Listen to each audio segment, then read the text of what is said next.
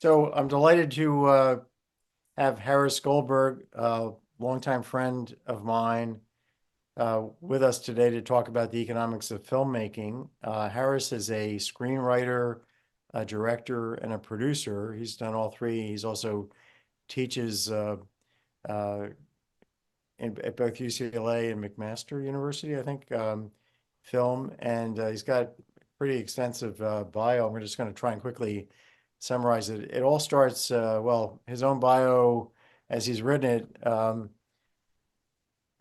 He's Canadian, and he at 18, I don't know exactly where he grew up in Canada, but his original career was going to be in tennis. He was the number two ranked tennis player in Canada, and he was on the circuit for a year, and then he met John McEnroe in a competition where he lost 6-1, 6-0 in two sets out of three.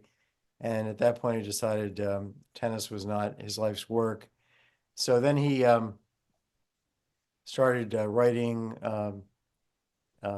scripts, I guess, with his older brother Dan, who had some success in the movie industry, and his late brother Dan, and produced a number of different movies. And then Harris moved to LA in 1990, and he sold his first screenplay within a week to the William Morris Agency, pretty well-known agency. And then he wrote the award-winning A Step Toward Tomorrow, and it premiered to rave reviews. The CBS film marked a touching and memorial performance by Christopher Reeve, his first acting role after his tragic horseback riding accident. So uh, Harris has been interacting with a lot of very famous people that we all know from Hollywood, or not personally, but he does.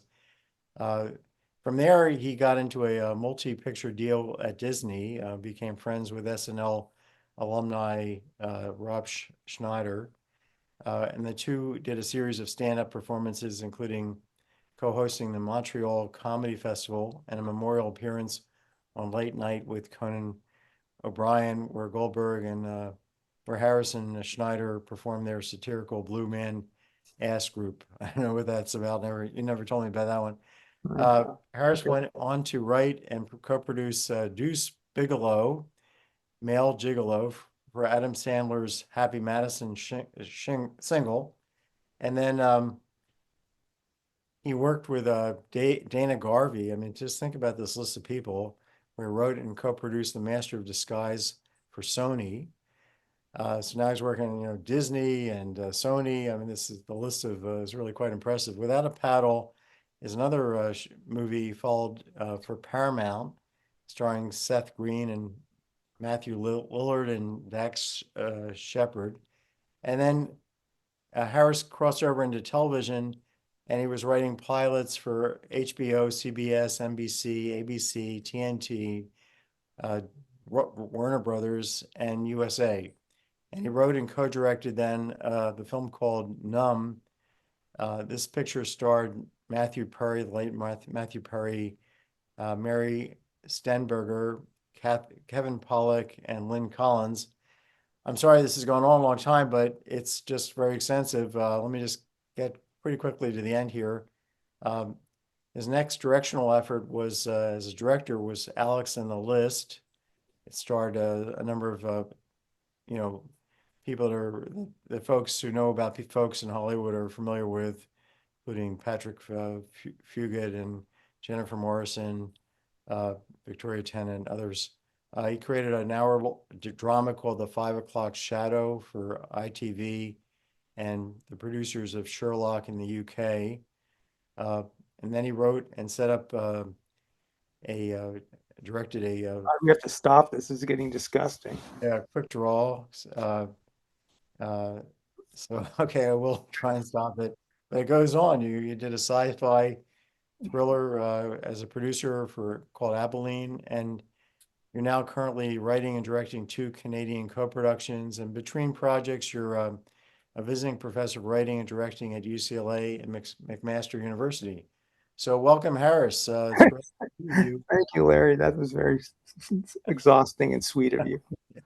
Well, you've kind of done it all, and we're trying to learn about all kinds of economics matters in Economics Matters, the podcast. And, one of the industries that people are very fascinated about and a lot of people want to get into is the film industry. And you've done, again, you've been a screenwriter, a director, and a producer.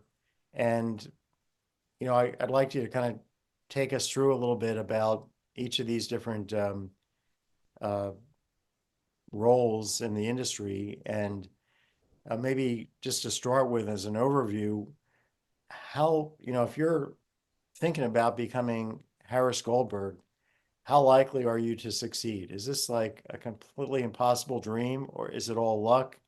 Or is it a matter of, how do you know that you've got the talent? How much of it's luck? How much of it is connections? How much of it is perspiration and not giving up? Because you've succeeded, and others haven't. So, Well, it's a good question. First of all, I think it's a good subject, economic matters, because economics matter more than anything in the film and television business. There's a constant, unending struggle between art and commerce that's always going like this and will never go like this. Just doesn't happen. So you see everything exaggerated, personalities, finances, things that can go wrong. And I would say what I tell when I teach the students, who I love doing that, is they're always the same. There's a wide, faces looking at, going, I want the fame, and I want the Hollywood experience and everything, and all that is true to some extent. But it's like being an entrepreneur and starting up a company. There's very little difference in starting up a business, which is I tell them, if you don't have to do it, don't do it. So if you're doing it because you're expecting some payoff, or you're expecting some glamour, or forget it, you'll never survive. Just like if you were starting a business, if you're just doing it because you don't care about the product, you don't care about the business, is a corny word, but if there's not a passion, or I have to do it, you won't make it, because it's too mercurial. It's like this. There's a lot of rejection, and you've got to get used to working on your own, being self-motivated, driven, thick skin, where you can somehow, whatever rejection is coming to you, no matter how long and how hard it is, you have to sort of rationalize it into keep going. So luckily, I was, because I had my older brother, who was 11 years older, and he had this success when I was quite young. So I saw this guy that I really looked up to get this success with, he had done Stripes and Meatballs, and then he went on to the Hangover movies, and he went on to all kinds of movies your guests have probably seen. So I saw this, skyrocketing success, and I thought, well, if he can do it, I should be able to do it. And also there was a competitive thing too. Okay, so that drove me. And because like you said, I wanted to be a tennis player, but I wasn't good enough. I didn't really have anything to fall back on, and except this driven thing of, I want to get to where my brother is.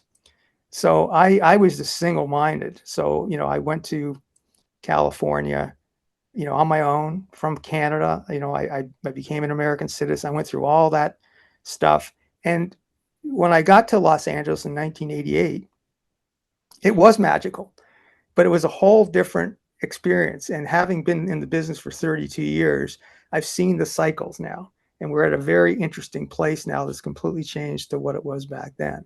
So what I mean by that is, am I going on too long, or do you want to no, hear? no, go. You're doing great. Go for Okay, it. so back then, it was a very simple situation where there were 6 studios. There was Fox and Warner Brothers and Paramount and Universal and what have you. And there were basically 3 networks: ABC, NBC, CBS, and maybe Fox starting. So everything was financed under one roof. So if you did a movie for Disney, they would pay me to develop the script, pay very well to write the script. They finance the production. They do all the prints and advertising, and they do the distribution. So it was all one-stop shopping. So if you were lucky enough to be somebody in that game, Yep. so then the chances are you were taken care of. The downfall was that they controlled everything. So you really had to make it the film they wanted. You had to take a lot of notes. The deals were very structured back then. With it, you get certain bumps and certain residuals and certain back ends, and it was a very closed, powerful kind of thing for the studio system. Over the years, like anything else, bigger companies were buying up these studios, Gulf and Western, Sony buying Columbia, what have you. And now these studios that would make 40 or 50 movies a year, and they'd amortize their profits over those 50 movies. So they'd say, okay, we're going to make 40, 50 movies or X amount of TV shows. So out of those, we'll have 10 hits or 6 hits, which will make a fortune. We'll have 20 movies that'll be okay and make a bit of a profit, and we'll have some bombs. But our bottom line at the end of the year will be we've made a pretty good profit. That worked for a long time. But when these big companies started getting involved, they go, we don't want to make we want to make huge amounts of money. So they started doing what's called these tentpole movies, which are bigger movies that they wanted to make. Instead of having a film out there for 2-3 months where word of mouth would spread, they said, let's cut our movies down. So instead of doing 40 or 50 a year, we'll do 10. And let's make them absolutely huge. They call them 4-quadrant movies, which means they appeal to everyone: kids, women, men, teenagers.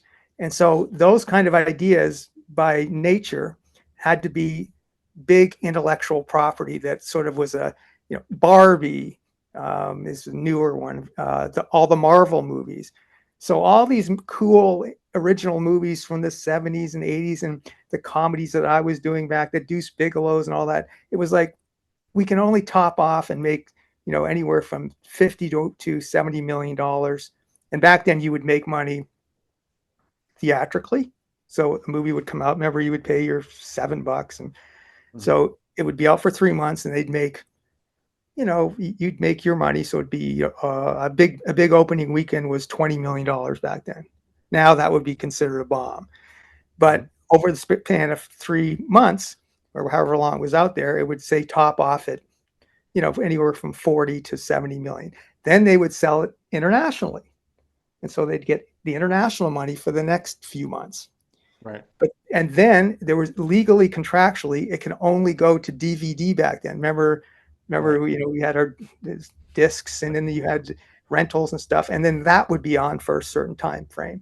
So they'd make a ton of money on DVD. Right. Sometimes more than theatrical, and only then would it go to television and all the ancillary markets. Okay, but now that's gone. Okay, so now it's all that framework is gone. It's all streaming. It's these gigantic monopolies, and you basically have to provide everything now. You have to provide the script. You have to provide, if you can, the financing, the talent, like actors involved. And these studios now just pretty much, for the most part, just act as distributors. So that's why when you see a movie now, there's often, 10 producers or 4 or 5 different production companies.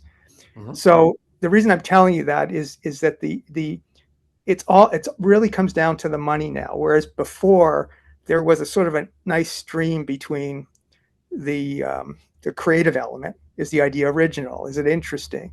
And then how can we tap into this, financial component out there? Now it's all about what is the bottom line. We really don't even care about the idea. Will it hit these algorithms that we think will make money, that will get us the bottom line? And so that's kind of where we're at. So today, if you want to do some, let's say, series or movie, you have to organize, you have to write the script, you got to find a whole bunch of people that want to produce it. You also have to find a director. You got to find, you were telling me that you have to find the actors as well. You have to come forward line somebody up who's a big name so that that will interest the producers and then maybe the ultimate distributor. That's all on you now. You're kind of your own studio. Yeah, I'll give you an example. So, for instance, uh, the last year I wrote a pilot. Okay, so I wrote it on spec, which means I wrote not getting paid. I just wrote it because I believed in it, and I thought, okay, this is. So I wrote it, and I knew that there was one actress to play the lead who would make it, but she was big. So I got it to her against all odds. She said yes because she liked the material. So I thought that'll be enough because she's so big. But no, when I sent it out there, it was like, can you give us a little bit more? So it was so then I got a second actor who was equally as big. I can't say who it is, but who was equally as big as she was. So now I had these two big actors, but they were older. So they because it was an older couple. Right. Mm-hmm. Then I got a producer involved who has 2 or 3 shows, and so I had that backup. So in other words, the reason I attached a producer myself is I thought it would help me as a writer director, because when you just do everything yourself, if I just go in and go, there's a very few people who can do everything. Right. So we sent it out there, and it took place in the 1990s. It was a period piece. Everyone really loved it, and we thought it was a slam dunk. But suddenly in the world, the TV marketplace was, we don't want to do period pieces. And when you would ask the buyers, Netflix, Amazon, Hulu, whatever, why not? They go, we just don't think that sells now. It's like the stock market. It's like animal spirits. Is there any reason why a period piece wouldn't work? Because there are some period pieces that work on television. It's like, no, we just feel that's the way now. So you have to then, so we're having trouble even with these actors. So then what I have to do is go, okay, can I bring financing to the project? So then you look globally. So because I'm Canadian, or I might go, can I get some money out of Canada? Can I get some money out of Europe? Can I get where I bring some money to it, where then I take it to North America to a Netflix or whatever? And I mean, you're describing a lot of, so here you've written a screenplay, and now you have to have the connections to get into to talk to these actors, get them to pay. You have to have kind of enough heft in your background for them to take you serious, to spend the time to read. They might be getting a whole bunch of screenplays a day, and now they've got to sit back and really read, maybe spend a day reading your screenplay, and then make a decision, maybe talk, and then you got to go and find people to produce it. So you got to be spending a lot of time convincing other people and getting them to read it, and then you go to finally the distributor, who says, well, maybe not. So all this stuff is risky, whether every step is going to come to fruition. But what's impressing me about what you're saying here, or depressing me, is that you have to know so many people ahead of time to really get things off the ground. It's not like you can maybe have one connection with Disney and say, hey, I'd like to write a screenplay about this, and they take a flyer, but you've got to put everything on the line and maybe spend a year trying to get this thing going, for the whole thing maybe to fail at the end, because you don't know that all of a sudden the industry decides that period pieces are not the latest thing, although we've seen period pieces of late do well, right? So correct. And there was a time when, if you were considered a piece of talent, where I could walk into a studio, pitch an idea, one line idea, and they would say, okay, we're going to hire you to write that. And they would do everything else. The friends that I have, the peers that I have, who are very good writers, who have done movies and TV shows you have known, if they didn't cross over into that entrepreneurial thing of wanting to put things together, which you have to be sort of particular kind of masochist to want to do it, their career started getting smaller and smaller. And we're now at a place where people don't read scripts anymore the way they used to. I mean, it was back then in the 90s, an agency you'd write up, you make a print of your script, so it would be an actual script, and they'd physically send them out with messengers over a span of 24 hours or 48 hours to get a bidding war, so everyone would read it within 48 hours on the weekend. So you'd go home and you'd have 10 scripts, and that would be your job. Now you do all the work. People don't read. They want log lines. They want a visual, because their attention span is so short now that they go, just give me the quick, like it's like if you were buying a stock with a company, you go, I don't want to know how it works, or I don't want to know the fundamentals. Just to tell me what they do and how much money they're going to make. The And then elevator pitch, yeah. the elevator pitch. So that's why it's tough now. And so it's a very have and have not kind of environment now. So if You're you're, probably pitching to people who might be young people who might not be all that experienced, but they're trying to, maybe the industry is trying to figure out who's actually got taste, but in the process of weeding that out, they've got new people coming along who may think they know everything, and they impose their own preferences, and you get killed that way because, you've got, I mean, I've seen this in the context of marketing software for my company.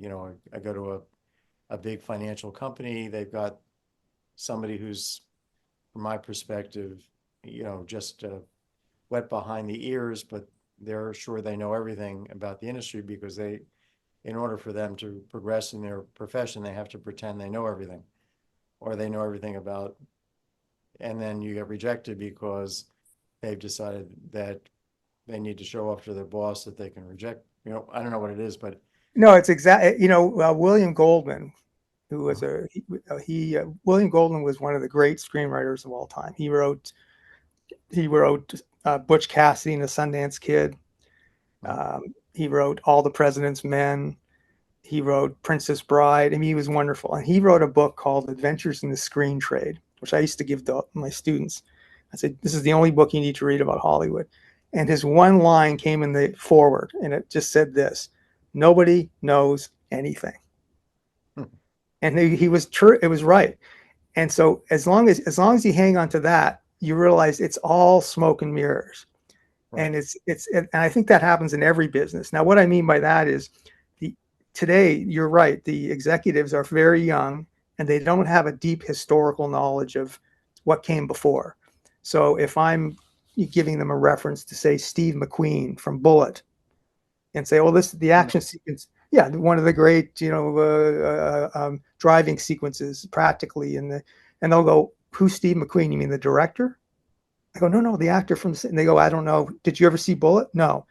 "You mentioned Dr. Zhivago, or you mentioned Lawrence of Arabia. These are iconic things." They don't know. So now I'm working from a disadvantaged place, because I'm having to make references to newer things that are just, because they want to hear how many views did they have on TikTok.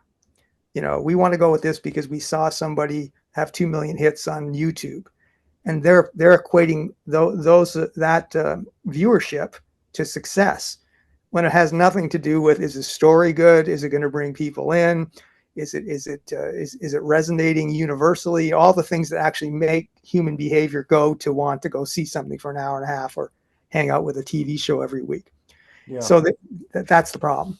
So when you mentioned Princess Bride, it just occurred to me, you got Billy Crystal and some of the other actors were just so good that, I love that movie. But even, on the screenplay itself, William Goldman writes it, so obviously it gets produced. But had you written it, the words could be very, it's the same screenplay, but uh, unless people realize it's going to be Billy Crystal saying these words and delivering with the right timing and the right accent, uh, it it's very hard, I think, uh, for somebody to kind of necessarily see through a screenplay and understand its potential. Uh, unless they kind of think through, hey, could I get this person to play that part? I mean, that's all part of evaluation. But if you're just trying to figure out whether this thing is going to work just on the basis of the words, and you're not thinking through this broader, uh, to me, it's amazing that anything works. Well, Any, there was a saying that said everyone across the board from the 30s to now, they'd say when it comes to feature films, it's a miracle that it gets made. And I'm not slagging off the current. It's always been like this. But if you look at this, is for your viewers as an interesting experiment. Whenever I see a movie that's come out, I always go to Wikipedia or wherever and I look at the trajectory of how it got there.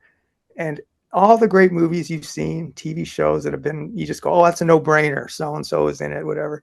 You see it's been around for 5, 10, 15 years. They tried to make it with, 6 times with different, everyone turned it down. I've been on projects where a studio, you'd write the first draft, which you thought was the original and good. You'd hand it in, and then they would spend the next 2 years hiring other writers to rewrite it. And then they eventually go back to the original draft and they go, we should have gone with the original draft. And they make that movie with an actor and it becomes a hit. And they go, that's why whenever a movie comes out or a TV show, the marketing departments are all going, we believe it's going to make this much money by the end of the weekend. Or we believe this TV show is going to have this viewership on Friday. But on Monday, it can be a complete bomb and it can put a studio under because they don't know. You cannot. It's exactly like predicting the stock market, where you go, all the graphs and everything are pointing toward this should be at this certain amount by this time. And then there's a complete crash and everyone's going, that's impossible. How did that happen? And you have to go, well, it's the market. And right. So there's a lot of noise in the business. But also, a movie like Princess Bride with the set of actors, it's, if one of those actors had been poor, it could have undermined the entire film. But everybody was really perfect, I thought, or I think. Yeah, that took years to get done because he wrote it as a novel first, William Goldman, and it was around forever. And nobody wanted to do it, but it was only Rob Reiner who had started Castle Rock. And Rob was a very good young director, and he took a risk, and he had a deal to be able to finance certain movies up to a certain amount. Well, how does this Rob Reiner, or how does the Rob Reiner kind of cast? How does he kind of look at this script and say, these 6 people are going to be just perfect for this? Obviously, you audition, but there's got to be something. To me, it's like it's miraculous that it's made, but it's also a miracle when a movie like that is made because it's so good, because everything fits together so well. It's like perfect. Well, I'll give you a real world example. So I've written a screenplay in the last couple of years it's financed. Okay. So what that means is it just means there's a company that really wants to do it, but everybody wants, and there's producers attached to our known producers. And we're trying to find an actor for it. So that'll drive everything. So everyone's talking about who should we make an offer to an actor. So there's different ways that there's now, from my original point of view as the writer of it, I think who would be the best actual actor, the most fascinating actor that I would pay 11, 12 bucks to go see this guy, just me as a no other audience, just me. And usually I go with someone that isn't the standard. This one's particular, it's an action thriller. So, I go, oh, what if I went with this guy who nobody would normally offer him a part, but this would be his shot, so that I'd be intrigued if he could deliver a performance. So I take those suggestions and I go to the producer, and the producer automatically goes to the studio, and they always say the same 5, 6, 7 guys who everybody else wants. So they give you the on the bigger scale, the Tom Cruise, the guys that everybody wants that you can never get. Right. So you have to go through this dance of submitting it to these bigger guys who are absolutely going to say no because they're busy for the next 3, 4, 5 years, or they will only work with certain directors at certain budgets, and they don't read. So once everyone turns it down, then we go to our second tier group. Okay. And I go, well, why don't we go with this interesting guy who I think we could get? And they go, well, no, let's go to these guys first. And then you have to go through that dance because it's the sort of second tier guys who are usually, TV stars that want to go into features or something or whatever it is. But the problem is everyone's going to the same pot of talent. And so there's a lot of sort of wasted time. And then eventually out of desperation, sometimes they go to the original thought. And that sometimes is the one that's the game changer. So yeah, maybe one approach is to say, look, I've been through all aspects of this industry and I've thought through the whole sequence of what's going to happen. And let's just jump to the chase, which is we're not going to get Tom Cruise for this. We're not going to get even the up and coming Tom Cruise, but we can get this guy and we get this thing made at a lower price Right. and get it out quickly, and you guys can make some money with this probability. So it becomes that kind of a conversation probably. Uh, let Well, me, that's what's similar about what you say, which is you know, there's the reality of finance, of investing, where you go, what's good enough? What's realistic? What's the risk factor here? But nobody wants to hear that. They can't. They don't want to think contrarian. They just want to go, this is going to be out of the park. So it's like going to Vegas and going, I know I can keep my money if I only play these games and bet this much and know when to stop and know when. If I do that, there's a good chance that I might be able to go home and not get completely raped. But most people can't do that. They go and they go, let's go for it, and they get creamed. Now well, there's I'm going to tell you that every time you put your thumb up like this, there's some probably setting on your Zoom that makes like a bubble with a thumb up. You can't even see it, I bet. Oh Uh, wow! I'm glad you told me. I gotta watch my hands. don't worry about it. I mean, it's kind of funny. It's just that I've never seen it on the Zoom. Zoom must have some new angle for these kinds of interactions or discussions. They think they have to put in your brain, like, it's like you're thinking, uh, and it's a circle with your thumb. It's interesting because I was on a podcast a while ago and I did something and balloons started coming down and people were going, "Where are the balloons coming from?" I'm like, Yeah, I it's don't. like a balloon kind of a thing. Yeah, yeah, it's somehow programmed. Anyway, that's funny. But let me ask you, think about Oppenheimer.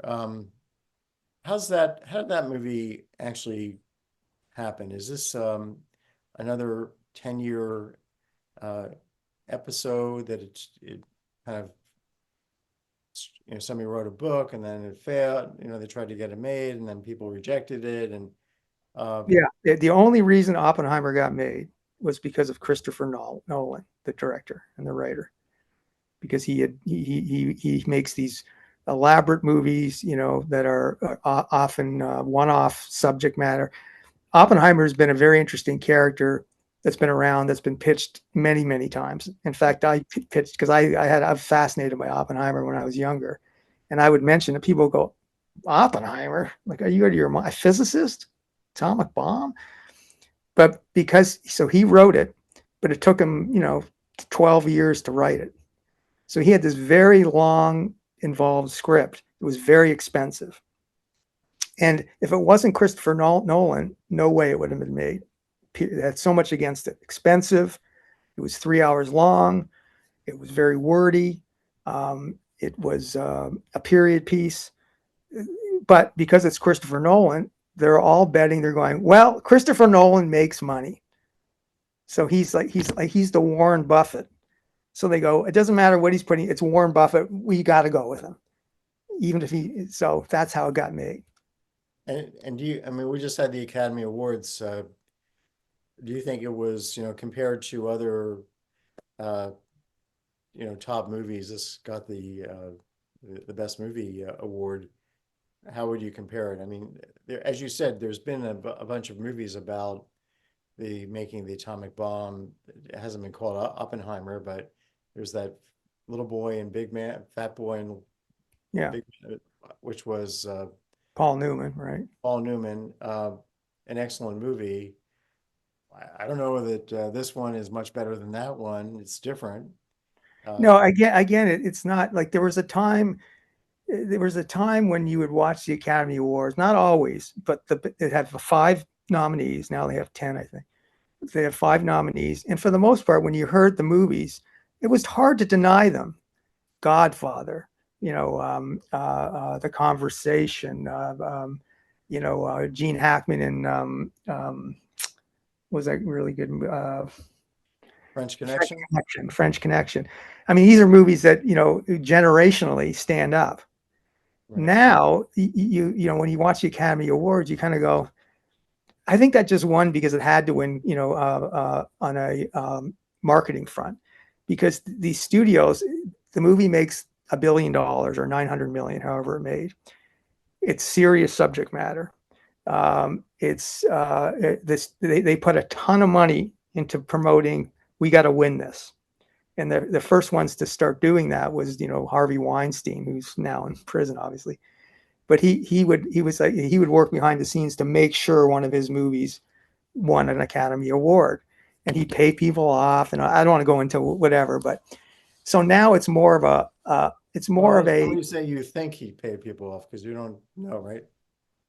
yeah. Thank you, baby. I don't want to say I don't know. I'm just going. There's written, There's you some know, people think that he might have been paid off, right? yeah. But he yes, good point. Very good point. But I mean, sometimes movies are great and deserve it. But for the most part, when they win, you kind of go, would I go see that again? Would I buy this and put it in my collection? And for the most part, I mean, this is just my opinion, but I mean, I can't remember, like, I can count on my one hand in the last 10 years that I saw a movie where I went, wow, that really blew me away. Platoon, maybe, where, you know, Dances with Wolves, certain things where I left and went, that was a great movie. That deserves to be stand out somehow. But, you know, Oppenheimer, I thought, you know, very well done. And don't forget, now with technology, back when I started, you had to shoot everything on film. So Panasonic cameras, it was cutting film. It was a big, expensive, you know, creative deal to get an interesting shot. Now, because of technology, you know, a high school student could get the most amazing shot that mirrors. So everything looks good because it's all, you know, there's a lot of AI involved. There's a lot of CGI involved, which is, you know, computer graphics and all that. So the look of something is not, it's like investing in the stock market. You know, there was a time when, you know, you made your investment, it'd take 2 days to get the, you know, where it would come, and you'd have to think about it. And now it's like everything happens in a millisecond on these super high speed computers and everything. So the art of it in a lot of ways has been taken out by the technology.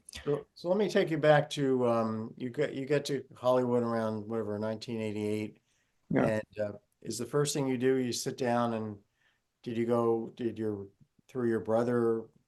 I mean, did you have a screenplay in hand? Did you just try and sit in an apartment and write one, and Yeah, then it's a good question. I didn't start out as a writer. So what happened was I was in Toronto and I had hooked up with a couple of guys and we were trying to produce stuff. So I didn't think of myself as a writer at all, really. And we had this one guy who had written a good script, and I thought he was talented, and he joined the three of us. So we're all trying to get this script going. So I had an idea. Well, why don't we go to the Canadian government and see if we can get them to pay for some money, a grant for us to go to LA and see if we can set it up. So I took the writer, who became a friend of mine and my ultimate writing partner at the beginning, and we went to LA. And as soon as I got to LA, I was like, this is magical. And it also coincided with the fact that my tennis skills at that time, everyone made deals on the tennis court. There was no email, no cell phone. Everyone, you went to people's houses. And so because I could hit the ball, people were inviting me, you know, every day to their houses and their estates to, hey, do you want to play with this agent or this producer and this? And then I became known as sort of a glorified ringer. Like, oh, I want to get here, because they were very competitive with each other. So suddenly I'm thrust into these, you know, like a fly in the wall, hearing all the deals, how it works. And I'm like, wow. And all through because of tennis, because they all wanted this tennis to be. tennis. And it became where it became, you know, like every morning there'd be 2 or 3 calls going, hey, can you come over to the so-and-so's Marvin Davis's house estate, who owned Fox? Can you, at 4 o'clock, and then at 7 o'clock, can you go over to Alan Ladd's house as a game? Can you? So I was like a tennis prostitute in a way. Jeez. But it was great because I met these great people and they were fascinating characters. And, you know, they were eccentric, but they knew story, and they knew how to, it was a handshake deal, and they were magnetic. And then how did you decide on your first, did this, Okay. this So here's program? what, So what happened was my the guy I was with, the writer of this script, Tom, I met a guy who was the head of National Lampoon, and he was looking for some material. And I went to Tom. I said, you know what, Tom? If I presented this script with both our names on it, I bet you I could get a writing assignment for us. He goes, do it. So I presented this script with our names on it. He read it as a sample, liked it, and he hired Tom and I to write our very first movie for National Lampoon. So suddenly, here we are in LA, and someone just handed us a check for whatever it was. I think it was 60 grand in 1988, which to us was more money than we'd ever. So it was the US too. So we decided to stay. Okay. And so we wrote that script. And then while we were writing that script, my producing thing came in and I said, you know what we should do is we should write another one and have it ready so that when this one's done, if it doesn't go, we can have this one ready. So when we finished that first script, we had this other one that we wrote, which was this, dramatic one called Step Toward Tomorrow, which was the Christopher Reeve thing. And that somehow, because we had gotten a deal with National Lampoon, people are going, and it was in the trade. So the Hollywood Reporter goes, Harris and Tom get a job with. So people go, who are these guys, these Canadian guys? So they go, well, let's read their next thing. So we got it to an agent who really liked this new script. She got it out to everyone, and everyone thought it was a really good script, and it was. But we were impassioned young kids, and we put everything we had into it. So we knew we didn't know if it was good or not, but we just knew that we killed ourselves to make it as wonderful as we could make it. And that got made, and that's when they put Christopher Reeve in, whatever, and it was on CBS. On Hallmark Hall of Fame back then, they made only 4 of them a year. And they really pushed it during sweep weeks. And across the board, it got great reviews. So within 48 hours, we got an agent. We want to sign you. And the next couple of days, we're in Disney. And they go, we want to give you a 3-picture deal. And we go, what's a 3-picture deal? And they go, we guarantee you 3 pictures. And they go, here are our list of movies we're making this year. Pick the 3 you want to make. Okay, so let me ask my next question, which is, how do you come up with ideas? So you maybe working with somebody like your buddy Tom or some other co-author, but or some you're writing on your own. Where's it coming from? How do you conceptualize an idea? What's the spark? Is it just? Oh, it's a good question. Yeah. When you basically train yourself to think what if on every subject, and it becomes a habit. So for instance, we're doing this thing right now on Zoom. So I'm looking at you, and there's part of my little gear in my head going, what if I was talking to Larry doing this, and then suddenly there was a kerfuffle on the other end, and suddenly you were gone, and I realized you were kidnapped live on the. So I go, what would happen? I go, would I go and investigate it? Would I go, what happened to Larry? And I go there, nobody knows. And now, so part of me goes, is that a movie? Is that a TV show? And I do that with everything. So in every engagement, every event, I'm always going, what if this happened? And then if I get a little hairs on the back of my head, kind of go, oh, that's cool. And I write it down. That idea, or did that knowledge of thinking out of the box, thinking of weird things happening, unusual things, did that occur to you right at the beginning? Or no, it evolved. In fact, I would say it took me many years. I think it took me maybe 8 or 9 years until I really felt like I knew how to write on my own. And was this stuff your brother taught you? Other writers taught? No. I mean, how do you ever sit down with other writers and say, how do you come up with your ideas? Does anybody discuss that? Well, there's the first 5 or 6, 7 years, there's a real compelling push to want to please people. So if somebody goes, I don't like that idea, or this doesn't work for me, you want to go, oh, tell me, why doesn't it work? And you go, I think it should be like this. And so you spend the first number of years as a writer pleasing people, doing notes for studios, doing notes for producers. And then just as quickly, they may go, that doesn't work. And I got to a certain point where I'd done all these Adam Sandler-ish kind of things where the movies would come out and I didn't want to go see them. I thought they were like, they'd make money and I didn't know how they were making money, but I wasn't enjoying the process. And I kind of was thinking maybe I'll do something else. And then that's when I stopped and I said, you know what? I'm only going to write what turns me on from now on. And as soon as I made that decision where I go, I'm just going to do what I want to write. And I define that as if I was writing a scene, I would go, what could happen here that would really make me go, ooh, that's cool. And I just started doing that. And when I did that, that's where I found my voice because I wasn't listening to other people. I didn't care if they said, well, we would do it this way or we would do it that way. I'd listen, if it was a good idea or not. If it was a better idea, I'd go, oh, well, that's helpful. But for the most part, I'd go, what is it I'm trying to say here and how do I want to say it? And I just follow that trajectory. And after a while, you start getting confidence in that. And then when someone likes it, you get a little more confidence. And then you start. So I'm just trying to think about, I've read a lot of papers in economics, and obviously you kind of come up with ideas an idea at the beginning, but then as the paper evolves, the research, you start seeing, oh, there's this issue. It kind of is almost like your brain's working on its own. Do you find that uh, sometimes I find that I wake up in the morning and something pops into my brain. I think my best idea ever was when I was half asleep. Uh, Best realization of something, uh, half asleep, had been thinking about it, a puzzle for maybe 6 months or a year, and all of a sudden at 2 in the morning, uh, half awake, half asleep, on vacation, just bingo. I understand the answer.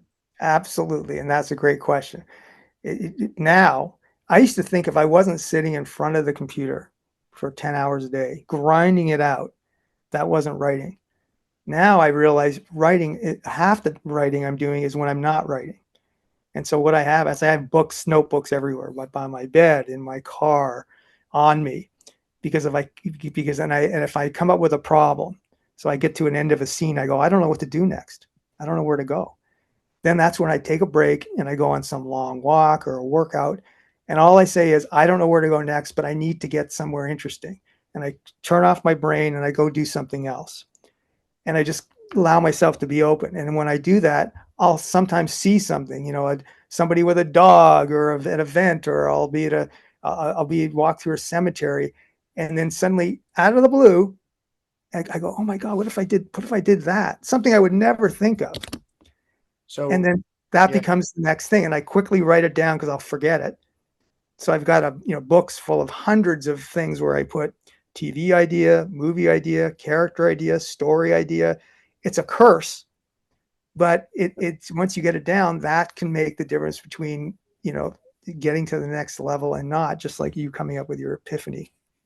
yeah, I mean, I don't write down, occasionally I write down some things, but I'll just give you the story of Fisher Black, who is famous for the Black-Scholes Merton option pricing model. Had he not passed away at a young age, around 59, he would have gotten the Nobel Prize along with Merton and Scholes.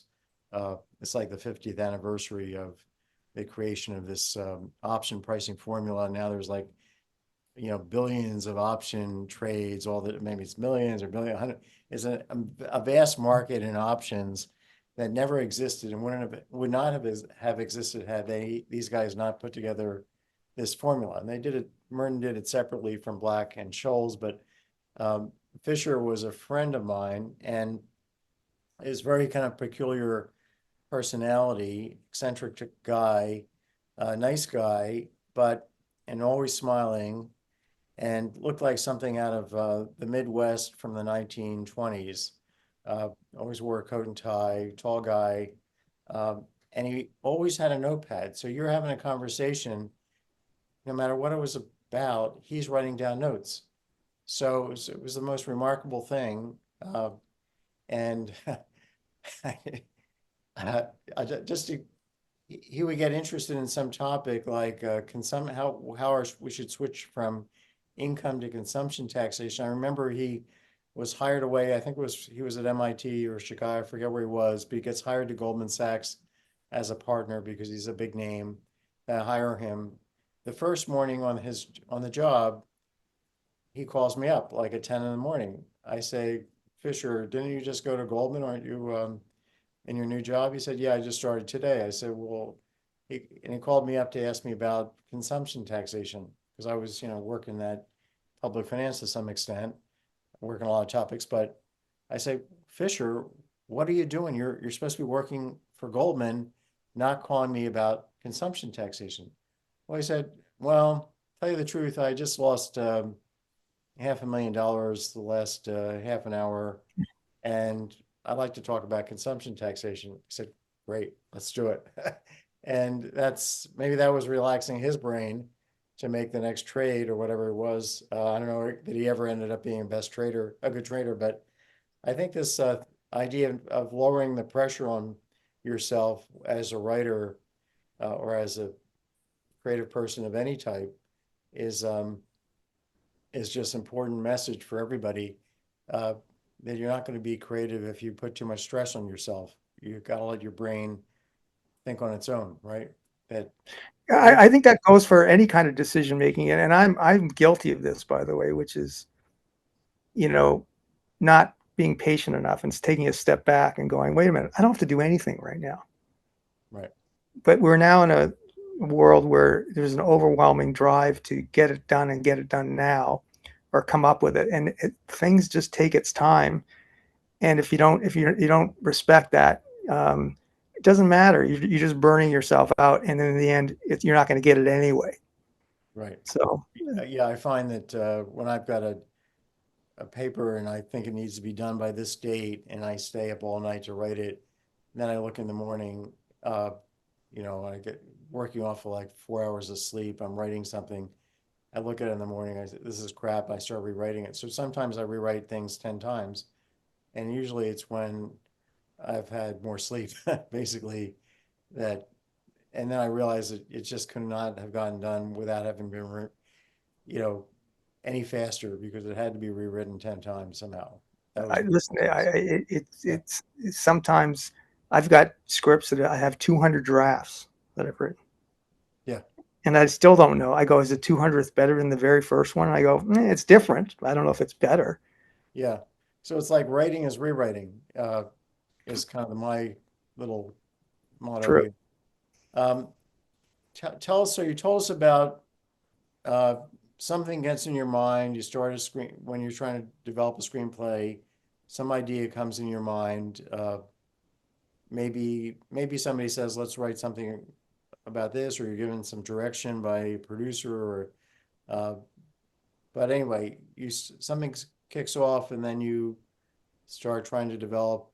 Do you kind of outline the entire piece before you start in, or do you know where you're heading before you start going? These are good questions, Larry. I used to outline everything. I used to feel like I had to have every beat before I started writing, but then I realized I'm trying to come up with scenes that I don't know. I didn't spend time getting there. I'm assuming. So I stopped doing that.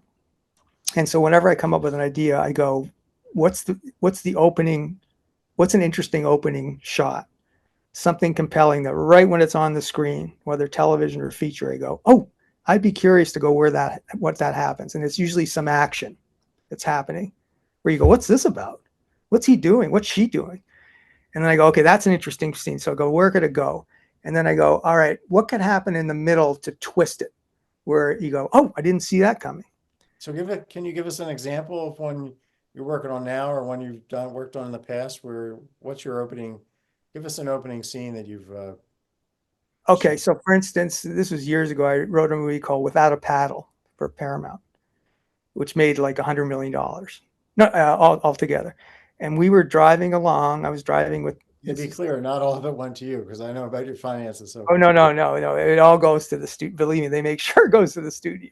yeah, Yeah, they go, we'll give you a little pittance, but there's a lot of stories about uh, well-known directors. Peter Jackson, who did the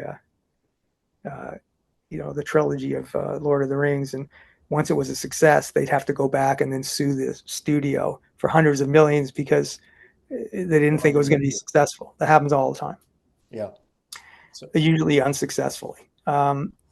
So without a paddle, we just had a title, and the idea was we had read a news story or something about three friends who were, I think one was a lawyer, doctor, and a lawyer, doctor, and accountant, whatever, and they testified against some guy to put him away because he had done something. So they banded together, and we thought, wow, what if you were like these three guys who were just like your life was made, you had great families, you had great jobs, you just you didn't worry about anything, and then suddenly you did this one thing, and this guy you put away now was after you, and it became like he's not going to leave you alone.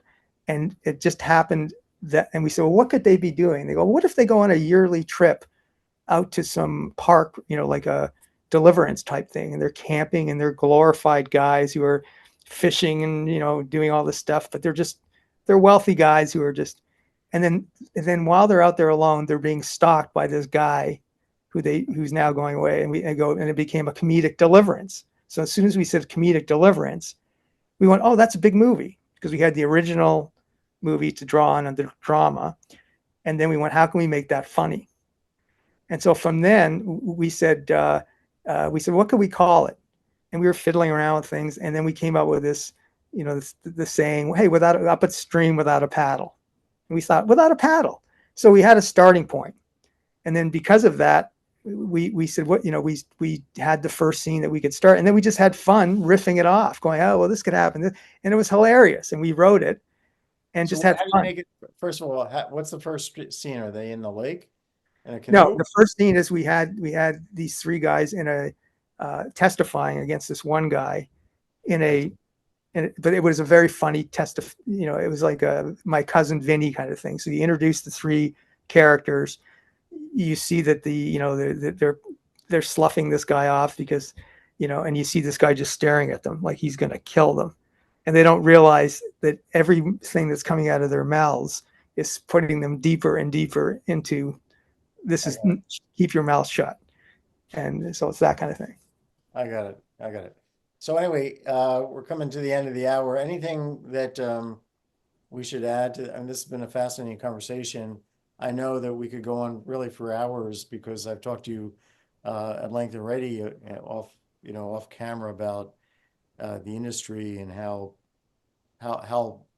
people getting into the industry have to be so careful because there's so many shysters, so many thieves out there trying to rip you off, uh, and that's obviously a kind of a personal finance thing that you have to be very careful what kind of deals you do and don't make. So there's that whole aspect. There's the whole issue of what it is to be a director and what it is to be a producer. You're giving us some idea. Let me just kind of close by asking whether, they asked John Kennedy in one of his press conferences whether he would recommend, he's been on the job for a while and he's had to deal with a bunch of different crises. Would he recommend the job And he goes through a long response, very serious. He says, terribly difficult job. I wake up with back pains every morning. I'm working from morning till night. We have one crisis after the next. No, I would not recommend this to anyone else. Obviously, and then he says that with a smile because Because he loves it. because he loves it and he doesn't want any competition. He doesn't want anybody else running against him. And it was just brilliant delivery. And if people haven't gone to the Kennedy Library in New York, in Boston, which is one of the best museums in the world, and watched his press conferences, they're missing an enormous pleasure in their life because he was just such a brilliant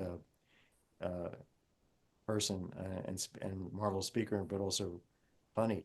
Great sense of humor. Great sense of humor. Yeah. So if there's kind of one piece of advice here that you'd deliver, would you recommend? Let me ask you the same question that Kennedy was asked.